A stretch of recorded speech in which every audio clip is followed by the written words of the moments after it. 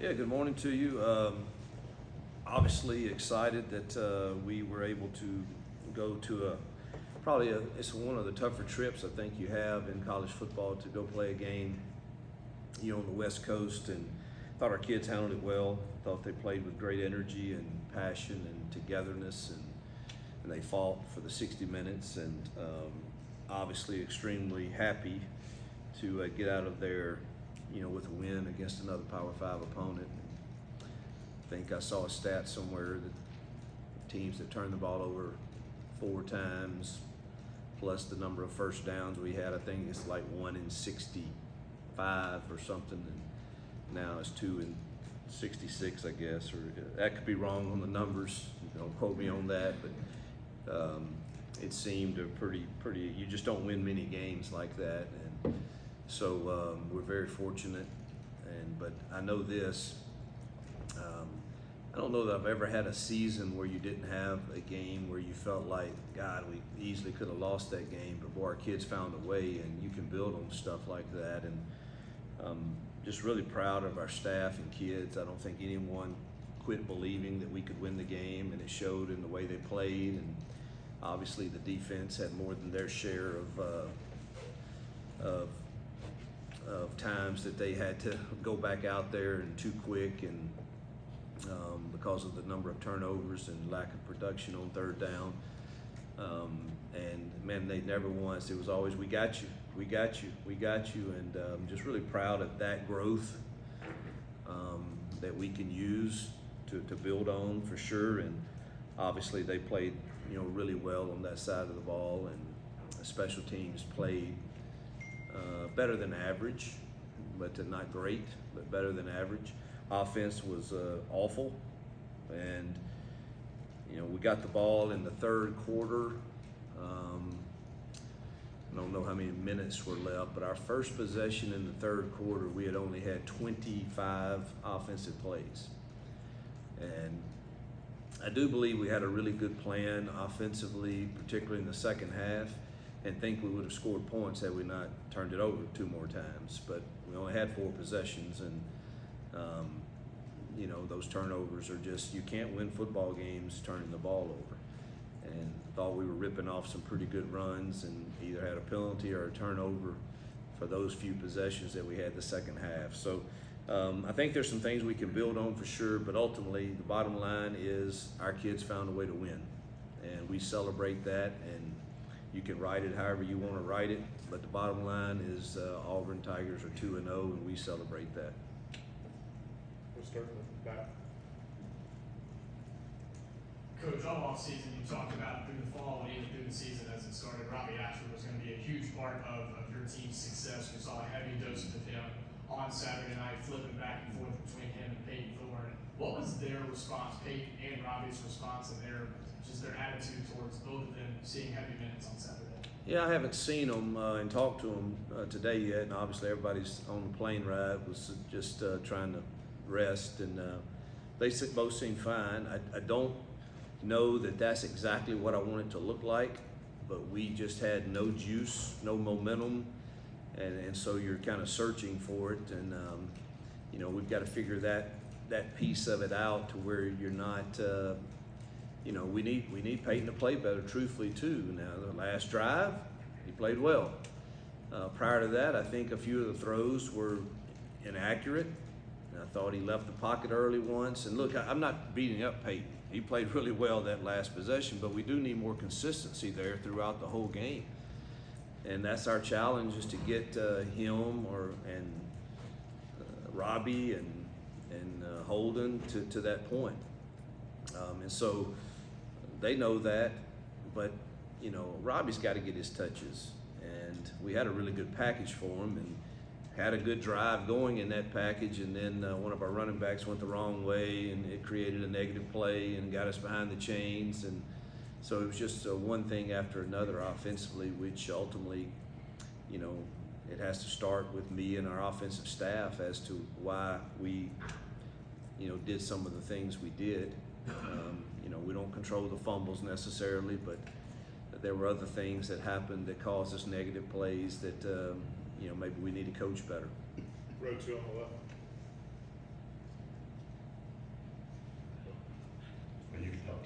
One of the things you talked about is taking shots downfield. You didn't do much of that Saturday. Was that by design? Was it something Cal was doing, or was it just the ineffectiveness doing it? Well, Cal was, I think we only called 3 and probably should have called more. But it was, Cal, played us a little differently. But there were times that I thought had, early in the game, I know we had one real shot and, we read a different side of the field. And then our receivers didn't win. A few of the others that we called, they were in man coverage quite a bit. And they won some of those battles on us. Dave, second round. Coach, after the first game, you mentioned some of the defensive alignment issues. How did you work on that, and were you pleased with the progress they made? We definitely made progress. It was much better. The effort was incredible. Lows were way, way down. We still have some alignment issues. But I mean, every game you're going to have some. I would like for it to be in the single digits. I think we were around 10. But they weren't. I mean, some of them were being really ticky-tacking hard. You should be lined up in a 30 technique, and you're not quite there at linebacker. So we're being really hard on that right now. But so some of them were pretty insignificant. There were others that could have been significant. And again, you're not going to ever completely change that, because the offenses are going to throw something at you that you didn't prepare for, or some motion or some shift. We just got to make sure we're all on the same page when that occurs. And there were a few of those early in the second half that we were still trying to figure that out as the ball is being snapped. So we got to continue to work on it, but it was much better. Front row left. Coach, you've chosen to give a play calling for the first time in your career. How would you characterize what we saw on offense Saturday? Was it more play calling, or was it more on the execution side? And did you take over play calling at any point during that game? No, I called 3 things in that game, and it's hard. I'm not going to lie, and I don't want to make some. I have great confidence in our staff, and one game is not something that you should, particularly when you have 4 turnovers and the number of penalties we had that got us behind the chains. I just think that. I know y'all don't. I'm not making any excuses, because we have to own what's on the film. But when you turn it over 4 times and you don't get a lot of possessions in a game, it's hard, and that's kind of where we were. And every time we did get an explosive run on the reverse or something, there's another penalty. And we did everything that we didn't do in the first game. We didn't have turnovers. We didn't have penalties. And dang, if we didn't look like it was the first game offensively. And so I did not take it over. I did call the fade to Rivaldo and a couple other things. But no, it's not at that point at all. I have great confidence in them. We've had a lot of tough talks this morning. And, I can't be everywhere, but ultimately I have to own everything. And I spent a lot of time with our defensive guys last week, and going to spend a lot of time with our offensive guys this week. And but it's really not. It's about us all seeking wisdom as to how we can get better, me included. And that was our main theme this morning in our truth meeting is, man, how do you seek wisdom to get better and to improve the chances our kids have winning football games and being better men? And what does that look like for you, and who do you have? And we got to have each other, and everybody's got assistants in this building, assistant O-line coaches, D-line coaches, safety coaches, quarterback coaches, and it's high time that nobody has an ego, and we all like, all right, how can we, are we doing too much of something, and what can we do, and who needs the touches? And like 5 and 6 for us need more touches. Those 2 guys they're our best receivers.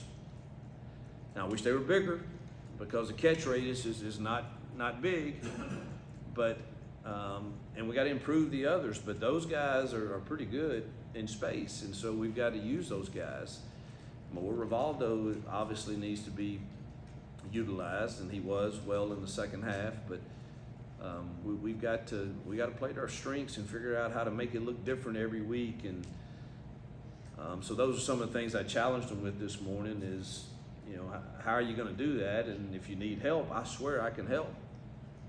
I'll draw them up and show you how to make it look different. But they have the ability to do that. And so, again, I think it's you don't, you know, I know you guys have to, I mean, it was ugly. There's no two ways around it, but you also have to take into account the number of turnovers and penalties for possessions versus was it just awful play calls. I didn't see many awful play calls, truthfully. They all have a chance to work. Nothing schematically was off about it. I think we need a little more balance, and we got to figure out what that looks like exactly that our quarterbacks and receivers can handle. In our RPO world, we didn't utilize near enough. We've got to work on that. So we'll challenge each other to be better this week as coaches and players. Go front right now. Just on the point of play calling, when you talk to Philip about that, as you mentioned, like, what does that look like going forward now? As you're saying, it was hard to keep yourself from calling more plays. We're we're not overreacting to anything. I have great trust in him. We're going to work together this week on the game plan, and you know, and obviously he didn't have an ego. He didn't care if I step in and call it, but I need to probably be in more meetings.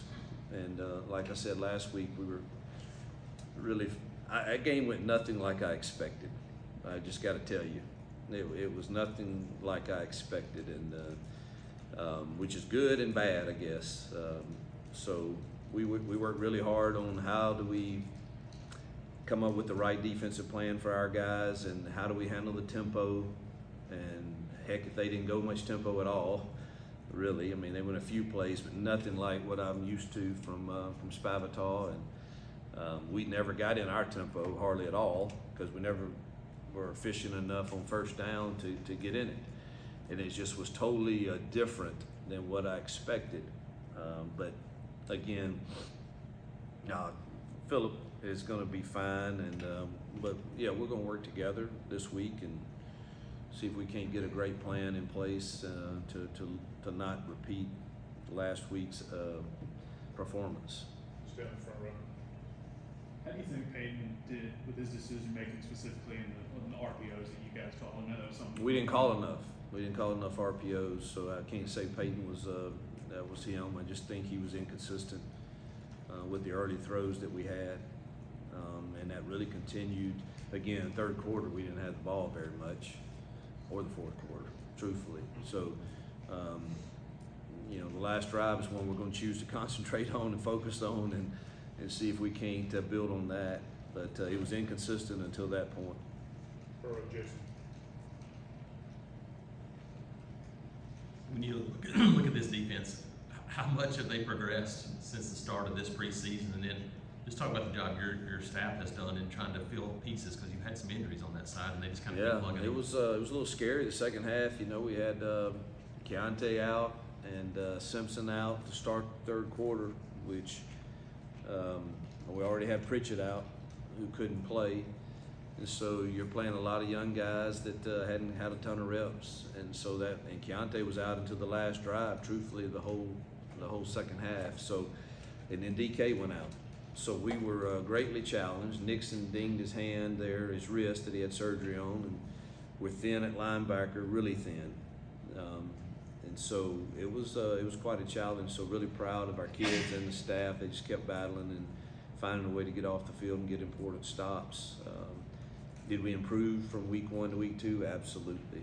Now, are we fixed yet and ready to say we're fixing to dominate and hold every opponent 10 points? I would like to say that, but that's not accurate.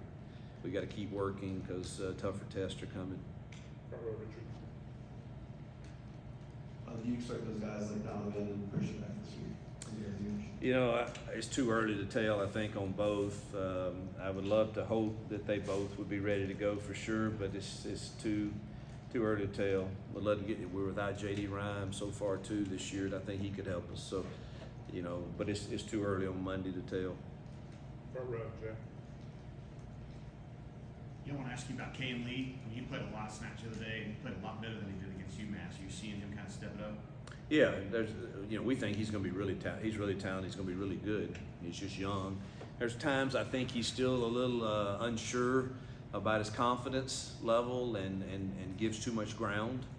There were a couple of those in the game, and obviously the 15-yard penalty we don't need. That was critical at that juncture. But did he play well? Yes. He still can get better. Yes. But I'm glad we have him. We're really thin back there right now. Brian, Yes, you mentioned playing Jay Fair and Barmore together. Do you think Fair is more built to play on the outside, or do you think it's the other way around? I don't think either are built to play outside, truthfully. But obviously, unless you get in 10 personnel,